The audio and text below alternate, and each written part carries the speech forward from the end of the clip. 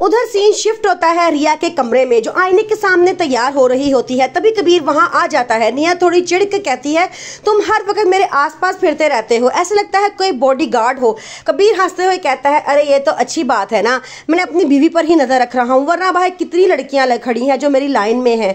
आगे से रिया एकदम से बोलती है, हाँ एक तो हमारे घर में ही है, यानी मिन्हा। क्योंकि कबीर ये सुन के एकदम खामोश हो जाता है और सीधा वहां से चला जाता है। अब सीन आता है मिन्हा और रिया के दरमियान किचन का वार। मिन्हा कबीर के लिए खाना गर्म कर रही होती है। रिया गुस्से में किचन में आ जाती है और चीखते हुए कहती है, तुम्हें किसने हक दिया है इसके काम करने का। मिन्हा अब खामोश होने वाली नहीं होती, वो साफ साफ कहती है कि जब तुम यहाँ पे क्यों आई हो, जब मैं यहाँ मौजूद हूँ अपने शोहर के काम करने के लिए, तो तुम्हारा क्या बनता है कि तुम आके मेरे शोहर के काम करना शुरू कर दो।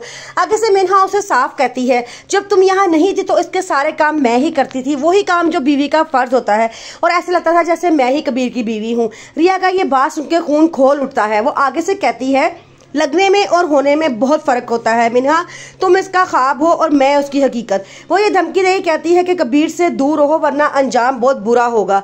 एंड पर सवाल ये है, अब देखना ये है कि क्या मिन्हा रिया की धमकियों से डरकर पीछे हट जाएगी या फिर एक नई जंग का आगाज होने वाला है। कमेंट करके जरूर बताएं कि कबीर और मिन्हा के साथ हैं या रिया के साथ। मिन्हा जो कबीर के करीब होने की कोशिश करती है, ये बात रिया भी समझ जाती है कि मिन्हा क्यों बार बार कमरे के बाहर डांट फिर रही होती है। वो मिन्हा से कहती है, क्या बात है, तुम हर वक्त मेरे कमरे के बाहर ही मंडलाती रहती हो। आगे से मिन्हा कहती है, तुम क्यों अपने आप को इतना इंपॉर्टेंट समझना शुरू हो गए कि मैं तुम्हारी जासूसी करूंगी। फिर उसके बाद जब वो खाना खाने के डाइनिंग टेबल पे बैठने लगते हैं तो जान के मिन्हा कबीर के पास जाके बैठ जाती है।